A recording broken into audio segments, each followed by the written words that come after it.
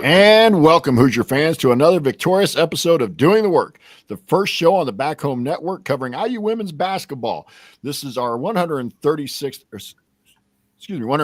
episode, recorded on Sunday, December 8th, 2024. I'm your host, Jeff Marlow, joined tonight by my co-host, Kathy Amos.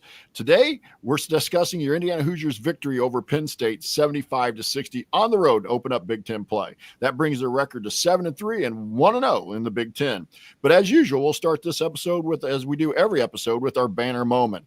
And our banner moment is brought to you by Home Field Apparel, presenting sponsor of the Back Home Network, who includes the Assembly Call, Crimson Cast, X's and Joe's, and now the Dribble Drive. Home Field is constantly releasing new schools or updating their products for schools in their existing line. You're bound to find something for you or anyone in your life that just loves great collegiate gear. And Kathy, I'm sure we're going to end up talking about this young woman again a little bit later in the show, but I'm going to have today's banner moment is Caroline Striplin's performance on the road in her first Big Ten game. 12 of 12 from the field. That included one of one from beyond the arc, 2 of 2 at the line. A perfect day from the field. I'm not sure. Obviously, you can't top that. You know, there's nobody in Indiana basketball history who is topping that performance. And there may have been some that were close. There may have been, whatever. I didn't go looking through the record book today, but at the very minimum, she ties the best performance ever in terms of field goal percentage for a game, and that 27 points. And so Caroline Striplin and her perfect day from the field yesterday is going to be our banner moment. And so if you want some of that Home Field Apparel, go to homefieldapparel.com and use our promo code HOME23, that's HOME23, to get 15% off your entire first order. That's promo code HOME23 for 15% off.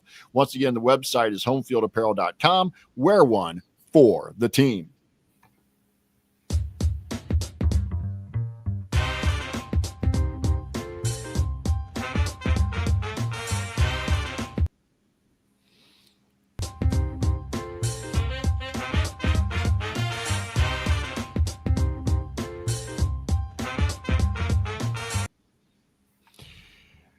And really news here, really not a lot, Kathy, to kind of throw out there for news. I will say this, looking around the country, Notre Dame with another loss over the week, during the week as they were playing and being in the top 10, but then also bounced back and won a tough game against Texas in overtime in South Bend. So, a lot of games going on around the country that we're all trying to keep up with, but still early in the season.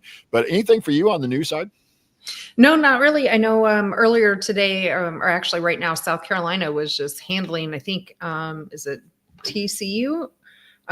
They were just dominating them the first half. It was crazy. So yeah, there's some, quite some interesting games. Yeah, TCU, they were up 46-25 right now, early into third. So yeah, there's been some really interesting games going on around the town. But yeah, I don't really think there's anything IU related news wise, at least IU women's basketball news wise. Right. Yeah, this is not a football podcast. Nope. We'll let Crimson Cast cover that. So anything for you from the Amos angle? Sure. Yeah. You mentioned Caroline Striplin, and just congratulations to her. And yes, I'm sure we'll talk about her here later in the game, but just a great road win, right? A conference game, to open up conference season again with a win. I believe that I read on Twitter somewhere, this was our 7th season in a row now, opening up conference play with a win. And so to do that again, 7 seasons in a row, and to do it on a road environment, even though it wasn't, the most harrowing of environments up in Penn State, it was still really good. And, Caroline Striplin came in off the bench and she just had herself a day and really led that team, and with some help from some of her friends today. So it was a good team effort, really great adjustments. We'll get into it, as we get into the pivotal plays and whatnot. But overall, I thought it was just a really nice team effort to start off conference play. Yeah, and again, we had a game here yesterday with the high school team with Rensselaer, so I didn't get to see a lot of the game or any of the game, and just saw a few clips here and there. But we'll talk a little bit, Kathy. I know you were watching, so I'll depend on you a little bit more here, and I can obviously dig into the numbers a little bit with the stat sheet. But honestly, though, Caroline Striplin's day may have compensated for some others who really struggled. I mean, overall, Chloe, we only had 3 players in double figures. Chloe, at least in the scoring column, was struggling. Jules didn't score, I think Jules had 2 points. Shea was only 5. I mean, so as you watch the game, kind of maybe comment on that in terms of pivotal plays, just how Caroline Striplin and Yarden especially, really kind of picked up the slack yesterday in a game that was tied at the half. Yeah, for sure. I'll start with Chloe Moore McNeil and my kind of thoughts on her play. Again, not much in terms of offensive production. There in the first quarter, she had a really great block with about 6 minutes left in the first quarter to force a shot clock violation. And that was kind of indicative, I thought, of Chloe's play. She was really there again on defense for us. She in that third quarter, she hit a 3 to cut the lead down to 2 at 10-12 early on there as well. And then she just kind of disappeared again offensively. But, and then in the second quarter, there was a really nice pass from Chloe to Striplin to break the press to take that first lead at 21-20. And, so she ended up the day with 6 assists again. She and Shea Chusky led the team with 6 assists each. And I thought that was what we needed from her yesterday in this game, because I thought Chloe was doing a nice job really helping to break the press and to find her teammates. And that's what we needed from her on this day. There are going to be other nights though we can't have her, I think, again, disappear on us offensively from an offensive production. We didn't need her. She was, but a 2 of 8 again from your 5th-year senior. She had some good looks, 2 of 5 from 3-point land. Those were her 6 points right there. Didn't get to the free throw line at all. So she just wasn't real aggressive in driving the ball. So that's what I would really wish we could see more from Chloe. When she gets really aggressive and goes downhill, I think good things come. She either gets the line or she frees up other people. We didn't need that from her yesterday, but we're going to have games that we need it from her. Yeah, and like you mentioned, but then also, and again, not trying to get too deep into the numbers, maybe real quick, Hannah Sandvik, 30 minutes off the bench yesterday, and just what you thought maybe about Hannah's performance, even though she didn't put up huge numbers in terms of points, but she did have some rebounds and some assists. Yeah, I thought Hannah is doing a nice job off of the bench. And she's obviously, like you mentioned, she had 30 minutes coming off the bench. A part of that was because La Mandola only played 9 minutes in there. So Jules, was kind of not having I'm trying to remember. I think she was was she sick in this game, or was that the game before? The last game, the game before she was sick. Yeah. I don't remember her getting hurt in this one. So I'm not quite sure why she only played 9 minutes. Maybe because Hannah Sandvik came in again. She gave nice minutes. I thought from what we needed from her was defense.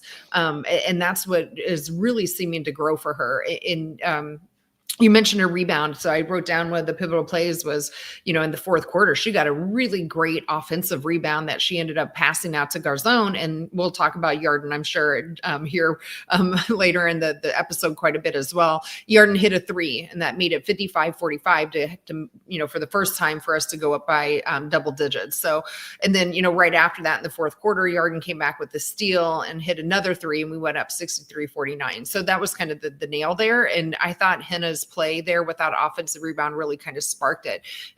She ended up that five rebounds, but to me, what she really contributed was a lot on the defensive end as well. I think we talked about in our preview episode, Penn State had been averaging around 85 points per game, and they were able to hold Penn State to only 60. So I thought their defense looked a lot better. And I think a good chunk of that was because of Hannah's play. And then also, again, you watched the game, fourth quarter, winning time. They were up 6 going to the fourth quarter, but we've seen this team at times really struggle to close out or at least, hold on to a lead. And this group actually extended out the lead yesterday. So just kind of give us your thoughts about the fourth quarter overall.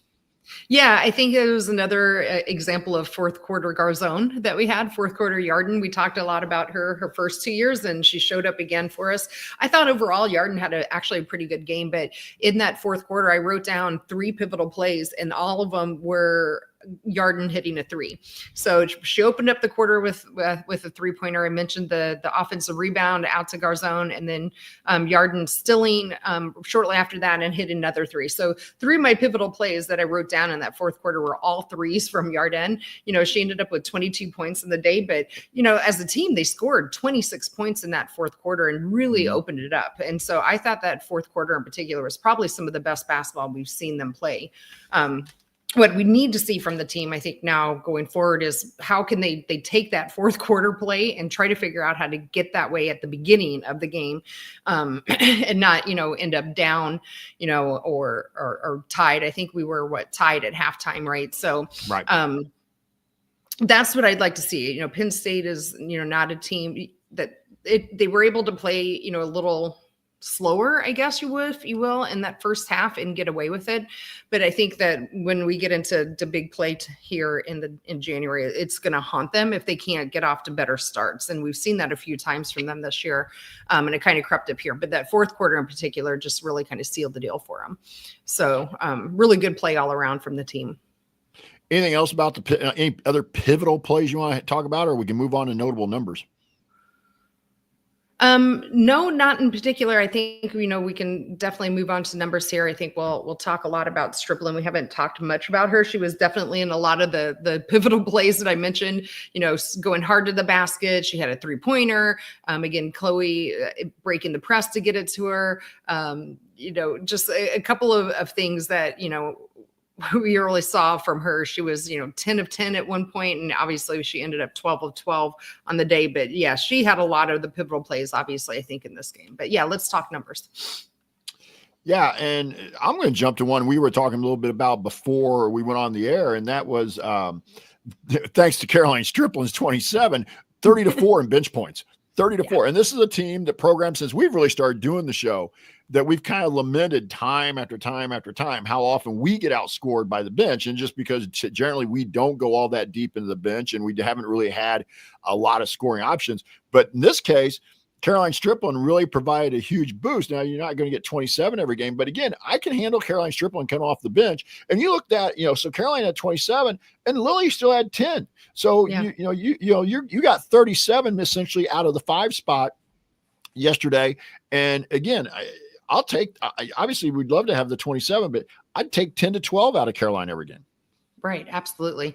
Yeah. I think some of the other numbers that kind of jumped out to me, Jeff, before the game when we were highlighting it, there was a couple of keys we talked about. And one of them was rebounding, and we won that battle during this game, 30-25. So we finally limited some of the offensive rebound, because I think that's where some of the problems have kind of crept up, was being able to get our defensive rebound, and we out rebounded them there defensively, 21 with 21 rebounds there. So that kind of jumped out to me as well, in terms of team numbers that I really like to see.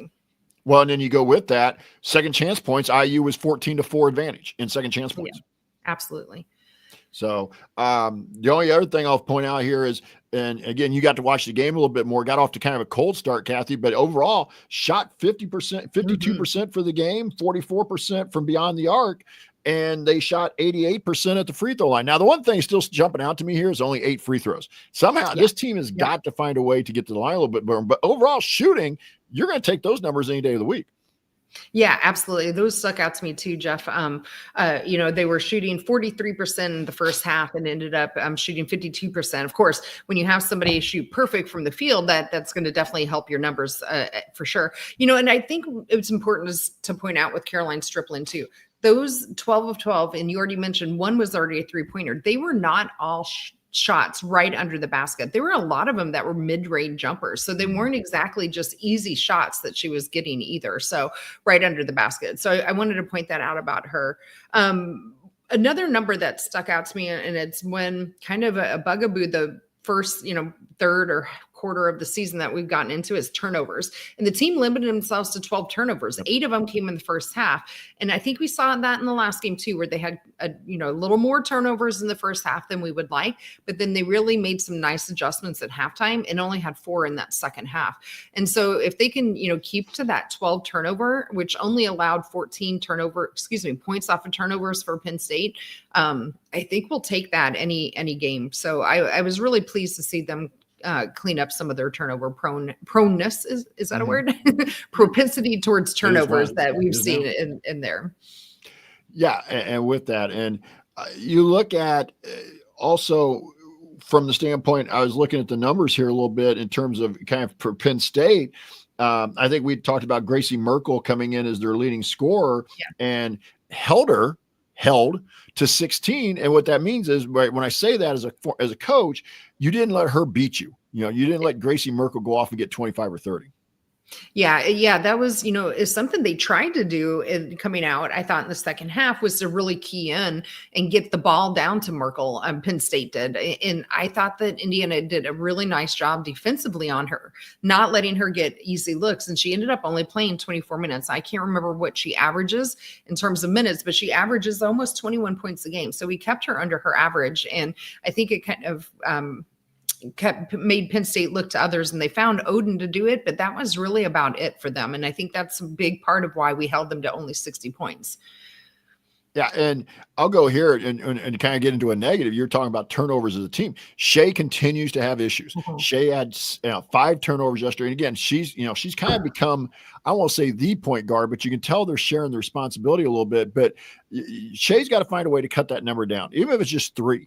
Cut that down to 3, 5. And again, granted, you said she had 6 assists, and played 40 minutes. And let's give her credit for a young woman that we were kind of like, thought she was going to fill that Sarah Scalia role. If you had told me, I think it's the second game in a row or second time in 3 games she's played 40 minutes. If you were told me she was going to put up those kinds of minutes, now part of that probably because Sid's hurt, but still, even though Terry Moore is like to play, her starters a lot of minutes, that's a lot of minutes early in the season.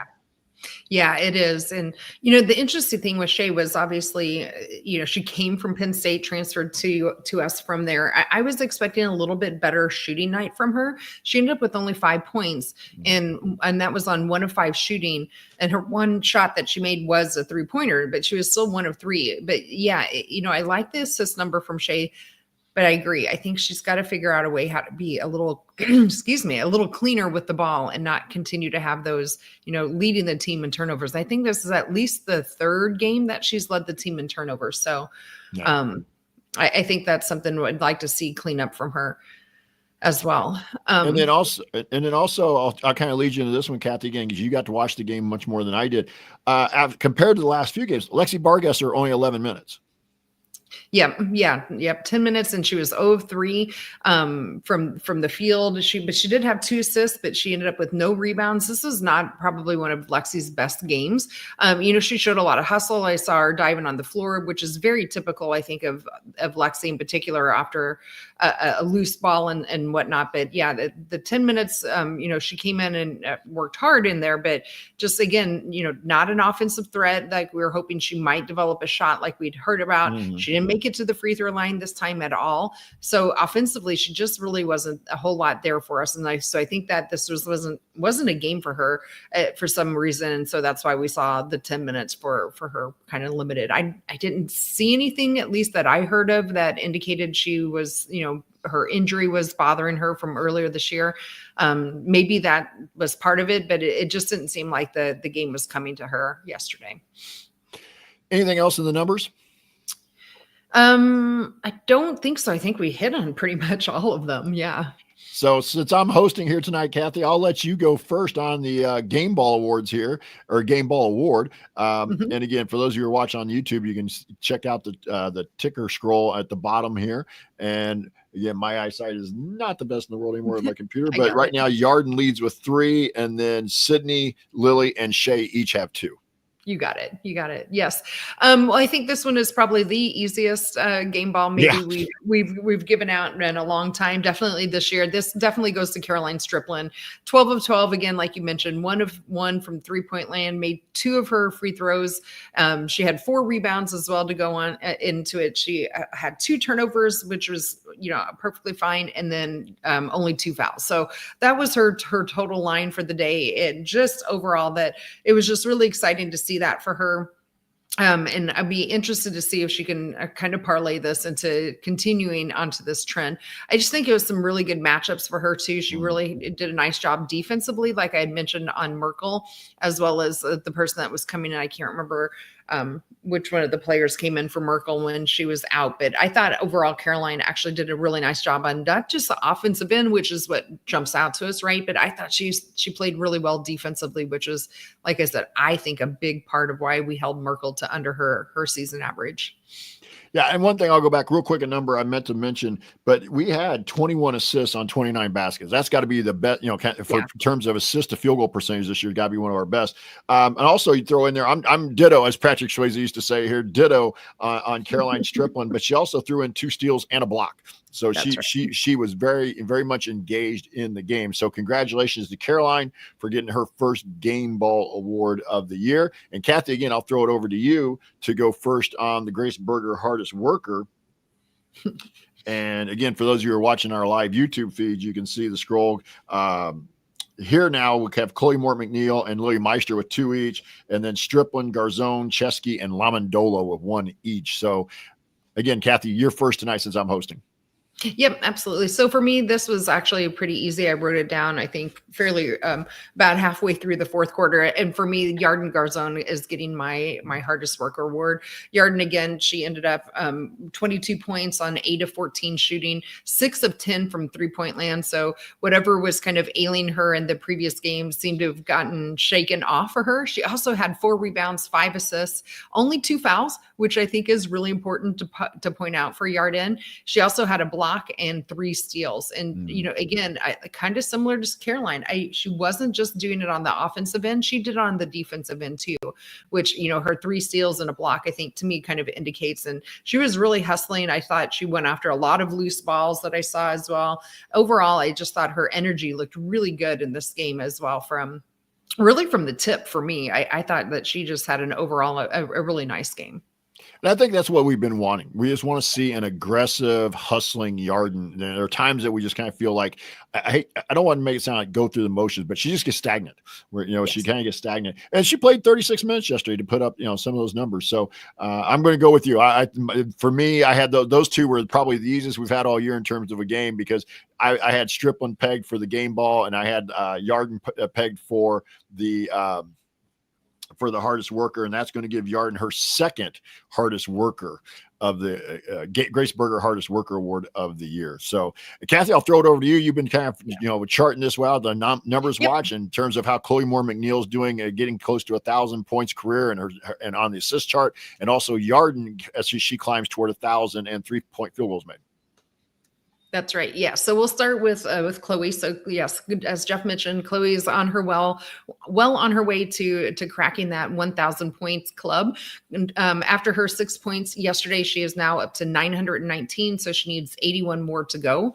She's averaging right around 10 or 11 points per game. So with that, she'll probably reach that 1,000 point mark maybe in the next 7 or 8 games. So we'll keep an eye on that and obviously let you know where it's at.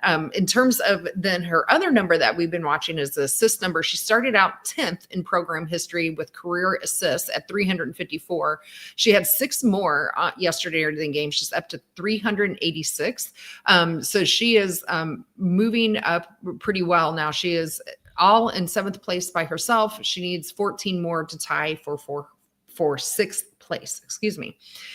Then onto Yarden with her 22 points. She is now at a career 858 points. So she needs around 142. She's averaging right around 15 points per game. So if she continues on that pace of 15 points or so, it would be about 10 games and she's going to reach that mark as well this year. The other thing that was really cool in this game with her 6 3-pointers made, she now did crack the top 10 in that. So she was just outside the top 10 3-pointers made, and she passed 3 players on the list, including Sarah Scalia, to become number 9 in program history with 157 3-pointers made. So congratulations to Yarden on cracking that top 10. So those are some kind of fun numbers that we are keeping an eye on this year. So congrats to Yarden for moving up that list, and Chloe as well. Coming up on the schedule, the next game is next Sunday, a week from today. We will be hosting Bellarmine out of Louisville. For those who don't know, Bellarmine is in Louisville. It is a 2:00 Eastern time start, 1 Central. That will again be on Big Ten Plus. Bellarmine, for a program that has really struggled the last few years, especially as they made the move to Division I here in the last several years. 7-2 overall. One of their losses, though, is to Purdue, 78-67. They're averaging 78 a game. They give up 65. Haley Harrison is their leading scorer, just under 17 a game, and she averages about 4.5 rebounds. Hope Savory, 14 a game. Ellen Toller, I believe, or Toller, 11 points a game. She has started once, but mostly off the bench. And Maya Brown just at 10 points a game, and we'll round it up to 6 rebounds a game. And I'm going to let Kathy kind of talk about and we will not have a live post-game show after the Bellarmine game. So our next post-game show is going to actually be after the Oakland game, which is 2 weeks from now. So I'm going to let Kathy talk about, actually won't be after the game. We're going to do that on Monday in the afternoon. So we'll be a little bit delayed on that, but I'm going to let Kathy talk about Oakland. Yeah, so we will be at home against Oakland. That will be on December 22nd. Tip time is at 12 Eastern, 11 Central, and that will be aired on Big Ten Plus.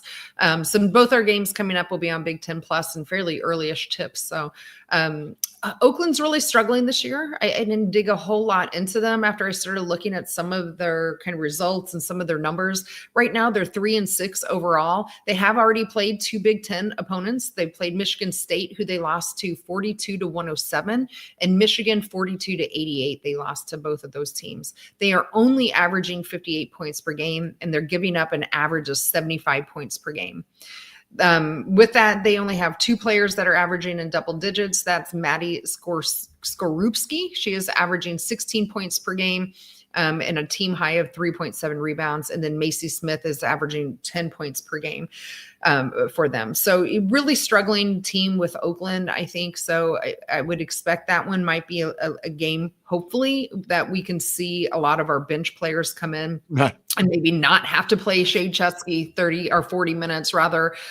So that one in particular, I hope we really handle. Again, I'm just looking at trying to think of common opponents. So that's why I was looking at Bellarmine with the Purdue game, 67-78, Michigan State 42-107 with Oakland, and Michigan 42-88 win over Oakland. I would hope to see some kind of similar spreads against Oakland. I really hope with Bellarmine we can beat them by more than the 9 points that Purdue was able to put out up on them. If we kind of think of where we're at in terms of Big Ten, what we're expecting in Big Ten overall play. So that's kind of what I'm looking for here, Jeff, is I expect both of these to be wins and hopefully comfortable wins. And that's what I want to see, is that we get by the fourth quarter, we're in comfortable lead, we're well in the driver's seat, and we can start playing some of our bench, resting some of our players. Again, we had some big numbers like you had mentioned, and that's what I'm looking at. And then I want to compare, hopefully they're both wins, what our spread is compared to some of these common Big Ten opponents that have already played these 2 teams. Yeah, but right now this is a team that we haven't quite figured out. Against some of the weaker teams, at least what appear to be, they've struggled at times. And again, let's face this though, it was not fun. They did not play well. They should have won the game. But that loss to Harvard may not end up being nearly as bad as we thought it was going to be at the beginning of this season when it happened, because this Harvard team is actually looking pretty good. And it looks like they're going to be a force in the Ivy, and probably get, and be one of those types of teams that, could get an auto. Even if they don't earn the auto bid, they could get like Columbia did last year and at large. Mm-hmm. But again, we're early to say that. And with that, I did take a quick look at Charlie Cream's last bracketology, and I try not to post a whole lot of this in December, but at one point he did have IU as the last 4 in. Now they were one of the last 4 by. So, and so you win the games you're supposed to win, play tough in the games like against USC, CLA, that we talked about in the preview show. Kathy, just a little interesting though, kind of get your thoughts on this. Really, I get it. This coming week's the week that surprises me a little bit, because you're going to have a full week off, actually a little plus, because you played on Saturday. You're not playing again until the following Sunday. Then the week after that's finals at IU. And the reason I know that is it's traditionally the last week before Christmas, and Danny's down there, so I know he's got finals that week. That week, that doesn't surprise me. But really 2 games basically over about the next 15 days. I'm not nervous, because maybe this actually will turn out to be pretty positive for us in the long run. But it is surprising that there isn't another game this week to me. What do you think? Yeah, excuse me. I was the same way. Like the finals week doesn't surprise me, like you mentioned, but I was literally surprised when I was looking again at the schedule and putting our run sheet together to figure out what our upcoming games were. And I was like, the 15th, that's like over a week away.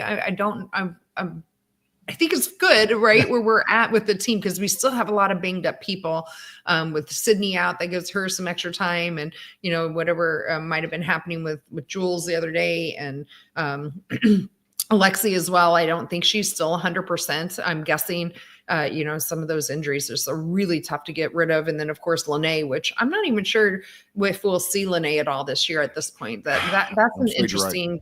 Yeah, that's an interesting concept. I know for Sydney, at least according to Austin on the pregame show before the game yesterday, he mentioned that they expect Sydney to be back in a couple of weeks, is what he said.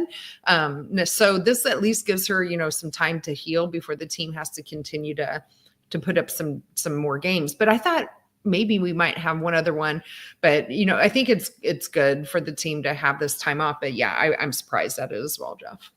Yeah, and that's kind of what we thought of. That's what we had heard, at least through our kind of, I hate to say sources, because we really don't have a lot, but we were more along the line that Sid was going to be out about a month. And if you figure Austin says she'll be back in a couple of weeks, by the time you figure into where she was injured to that timeline, that figures into being about a month. And so I think we'll see her. What I'd like to see is maybe see her in I don't remember exactly the schedule, if they play Bellarmine and then it's Wisconsin, or Oakland, then Wisconsin. But I'd like to see her for that Wisconsin game, because you like to think the Wisconsin game at home, we wouldn't necessarily have to have her, but maybe get her some minutes and get her out there before we hit the big part of the Big Ten schedule in January. So, but I really appreciate your thoughts there about the upcoming schedule, because we really don't have a lot of games coming up. And so we really won't be doing a podcast until the 23rd. That is actually, we're going to be doing that in the middle of the afternoon for anybody who wants it. Luckily, Kathy and I are not working on that day, so we'll be doing that in the middle of the afternoon. But it's real quick around the Big Ten, a couple scores that we wanted to pass along. And Kathy, I didn't get to see this game yesterday either. No. Iowa losing to Tennessee at home, 78-68 yesterday, which is their first loss, but also was in Iowa City. So did you get a chance to see in that game? No, I didn't. We had some obligations. I've had a lot of schedule problems too, that I haven't just been able to sit down and watch a whole women's game this year, other than the Indiana game. So I've been catching pieces here and there, but I was not able to watch that one, unfortunately. Yeah, I was a little surprised because they've been playing really well, and they've had some surprises coming up on their team. And so, I'd really like to catch some of an Iowa game here just to see what they're looking like, because I think they're going to look so much different, obviously, than last year. But I'd like to see what kind of style of play they're looking at right now. Yeah, and I would too. So then today in Columbus, Ohio State an 83-74 win. Number 12 Ohio State an 83-74 win over number 21 Illinois. With that, there's no shame in that. Illinois going on the road to losing at Ohio State by less than 10. That's a good road game. And so I still think Illinois is one of those teams that we talked about in the preseason that you kind of had to keep an eye on. And right now, honestly, I think you'd have to say, at least based on results, Illinois has to kind of jumped ahead of IU in what you would have thought was the pecking order. But again, a lot of season left to go, and I'm starting to get the feeling that while it may not be the normal IU team we're looking for, I just feel like they're starting to make some headway in terms of figuring out what this team is going to look like. And I still want to see some leadership from this group in terms of, an alpha, but I think we got that a little bit yesterday with Yarden. Stripling, like I said, I'm not sure Stripling's getting you 27 every night, but no. But Yarden should be able to get you 22 or close to it. Then Wednesday, big game out in Kathy's at Neck of the Woods. Number 17, right now, number 17 Iowa will be playing number 20 Iowa State, and that's always a big game in that rivalry. And just about the time you think Iowa, has an advantage, Iowa State all of a sudden, and it's not any surprise for most people who follow the game, but then Iowa State jumps up and gets the win, and you're kind of like, oh, Iowa State, not bad. And no, they're not, because Bill Finley does a nice job with that program in Ames.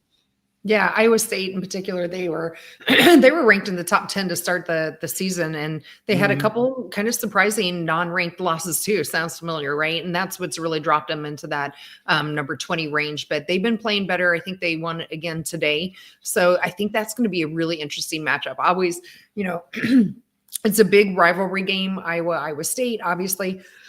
Excuse me. So you never know what you're going to get in that game, but I expect that one to be a fun one. And so hopefully my schedule will allow me this time that I want to get that one on, at least see parts of it. So I'm looking forward to that one.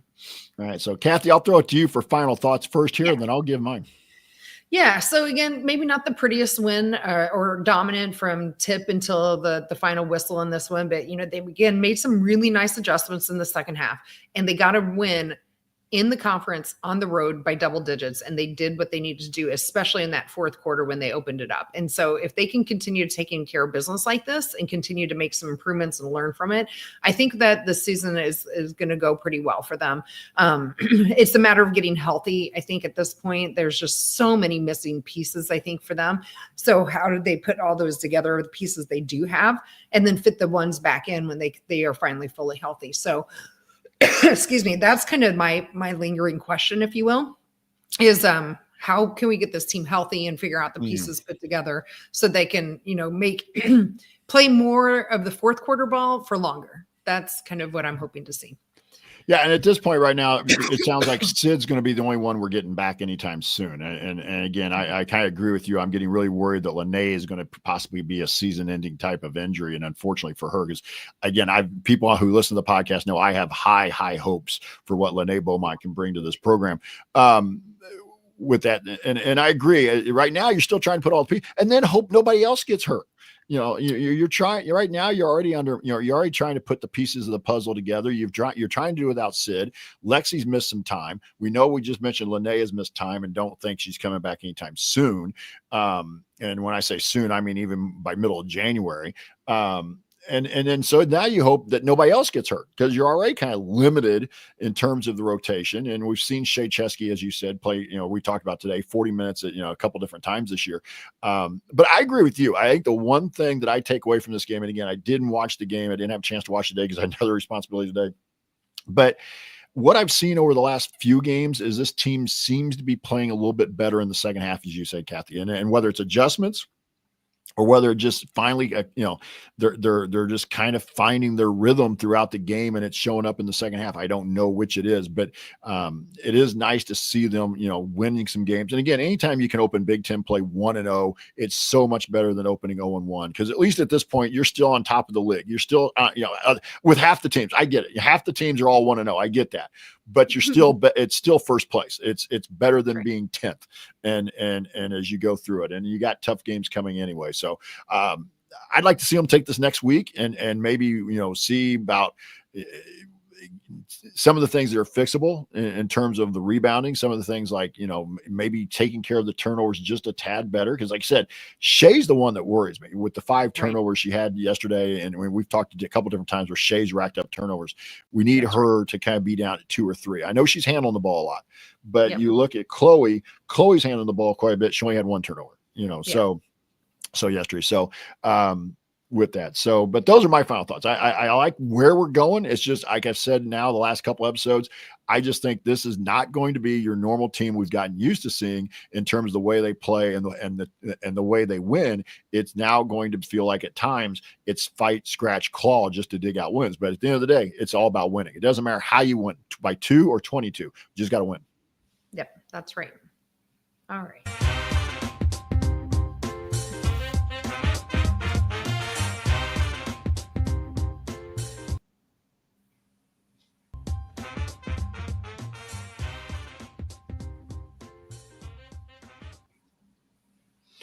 All right, Kathy, before I wrap this up, do you want to share some exciting news with us? Sure. Yeah. So we didn't put this at the normal news section because it's not basketball related, but on a personal note, last week on Thanksgiving, my son gave me a call and found out that my husband and I are going to be grandparents in June. So just wanted to share that news with all of our listeners. I know it's fun to hear other things, but yes, this is our first grandchild, their first child together. So I was waiting for this call at some point and it finally came last Thursday. So very excited and congratulations to my son and his wife. And in case you aren't a football fan or you're an IU football fan, you just happen to be under a rock today, IU is officially in the college football playoff. They were actually the number 9 ranked team, I think, 8 or 9. They're number 8. They were number 8 ranked team, but because of the conference champions who have to automatically get in, they dropped down to the 10 seed, and they will be traveling to South Bend on September 20th and be playing at Notre Dame in a game that will be at 7 o'clock or 8 o'clock. 8 o'clock Eastern, 7 o'clock Central, I believe it is, or maybe it's 7 Eastern, maybe 6 Central. But either way, it's on ABC. And the football playoff gods are not loving me because I happen to have a game here, and Rensselaer has a game that night. And I was already telling our head coach that I was like, I'm feeling the flu coming on December 20th. That's right. I'm feeling the flu coming for December 20th. But anyway, but I saw online some of the early sale tickets that were possibly anywhere up to like $1,000 on StubHub. 1,400. Yeah, I looked earlier. There were 1,400. So don't think we're not going to go in person to that game. Although No. Sean and I, my husband and I, are looking at just in case if they win, going down to New Orleans to the Sugar Bowl. Yeah, because if they win, they'll play Georgia at the Sugar Bowl on New Year's Day, I believe it is. Yeah, and that's in New Orleans, right? So yep. I think we might just spend New Year's Eve in New Orleans regardless, but hopefully we'll be watching football to bring in the new year on the 1st. So congratulations to the Hoosiers. 11-1 with Coach Signetti and going to the playoffs. So we'll return on Monday, December 23rd, to recap the Bellarmine and Oakland games. Again, right now we're planning on that as a 3 Eastern, 2 Central time start for the podcast if you're not working that day. If you want to see us do the show live and be a part of the live chat, make sure that you subscribe to our YouTube channel, youtube.com/@BackHomeNetwork. Again, that's youtube.com/@BackHomeNetwork. You can be a part of our private community as well. Find out more at assemblycall.substack.com. Special thanks to John Ringer of Rig Design for design.com for designing our logos. Also, a big thank you to Bob Thompson for our music that you heard throughout the broadcast. Also, want to thank all you, the workaholics, for listening. We'll be back to talk IU hoops again with you in a couple of weeks on December 23rd. Until then, keep your elbow in, your eyes on the rim, and let's go Hoosiers.